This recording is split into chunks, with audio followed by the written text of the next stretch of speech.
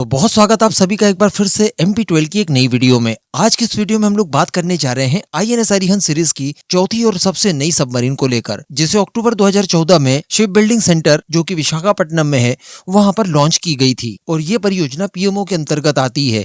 तो चलिए इसको लेकर क्या खबर निकल कर आ रही है अगले कुछ मिनटों में जान लें। आप बस इसी तरह की वीडियोस के लिए चैनल को सब्सक्राइब जरूर कर दीजिएगा। ये हम सभी जानते हैं कि INS अरिहंत सीरीज की चौथी सबमरीन होगी। 2 सबमरीन ऑलरेडी INS अरिहंत और अरिघट हमारी नौसेना की सर्विस में शामिल हो चुकी है। तीसरी के सी ट्रायल्स चल रहे हैं, जल्द ही वो भी भारतीय नौसेना को ऑफिशियली ज्वाइन कर लेगी। ये वही मिसाइल है जो कि आपकी सेकंड स्ट्राइक कैपेबिलिटी को सुनिश्चित करती है और SLBM यानी सबमरीन लॉन्च बैलिस्टिक मिसाइल्स को लॉन्च करती है, जैसे K-15 सागरिका मिसाइल, रिसेंटली जो टेस्ट हुई K4 मिसाइल या फिर भविष्य में K5 और K6 जैसी मिसाइलें होंगी। अब आपको शायद याद होगा, एक बार मैंने आपको एक वीडियो में डिटेल में बताया था कि ये जो प्रोग्राम है ये सीधे प्राइम मिनिस्टर ऑफिस से चलता है और इसी वजह से इसमें ज्यादा लेट लतीफी नहीं होती, क्योंकि सीधे PMO इसमें इंटरफेरेंस करता है और साथ ही जब कभी भी फंड्स की आवश्यकता होती है तो वो भी तत्काल जारी होते हैं। इस वजह से कभी इसमें डिले वगैरह जैसी खबरें नहीं आती है। इसी वजह से इवन बताया ये भी जा रहा था और डिमांड की जा रही थी कुछ एक्सपर्ट्स के द्वारा कि हमारे फाइटर प्रोग्राम के जो इंजन के लिए हम लोग काम करेंगे फ्रांस के साथ मिलकर, उस परियोजना को भी डायरेक्टली प्राइम मिनिस्टर ऑफिस से संभाले, जिससे इसके ऊपर काम काफी तेजी से हो। लेकिन दोस्तों बड़े दुर्भाग्य की बात है कि इसको लेकर बताया ये जा रहा है कि जो हमारी फोर्थ सबमरीन होगी श्रेणी की यानी S4 स्टार, वो लगभग 1 साल के लिए डिले हो जाएगी। जी हाँ, शुरुआत में बताया ये जा रहा था कि वर्ष 2026 के अंत में या फिर वर्ष 2027 की एकदम ही शुरुआत में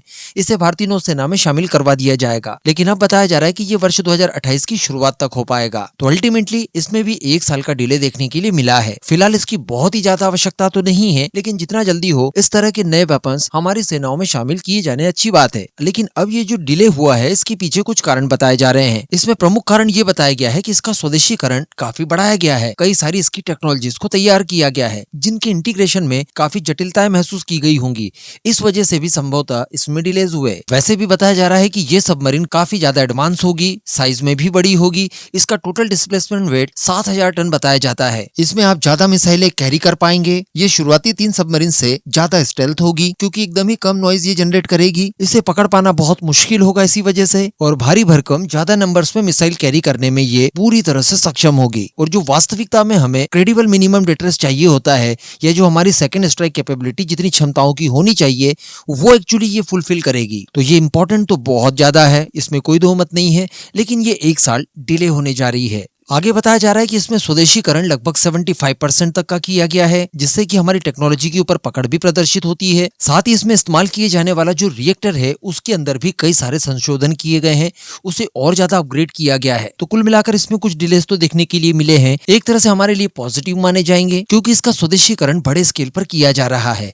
और सबसे बड़ी बात कि यहाँ पर अगर आपने 75% जाना कि स्वदेशी चीजें इस्तेमाल की गई है, तो ऑब्वियसली 25% हम लोगों ने विदेशों से इम्पोर्ट की होगी। तो ये बात बिल्कुल सही है, लेकिन जो 25% हम लोगों ने इंपोर्ट की है टेक्नोलॉजी, वो इतनी ज्यादा क्रूशियल नहीं है। जो इसकी मेन टेक्नोलॉजीज है वो सारी की सारी 70% में कवर अप हो जाती है। अगर मान लीजिए कि वो 25% तक की टेक्नोलॉजीज हमें विदेशों से नहीं भी मिलती, तो उन्हें बड़ी आसानी से घर पर तैयार किया जा सकता है। बाकी इसकी जो मेन प्रमुख चीजें होती है वो सारी स्वदेशी ही इस्तेमाल की गई है।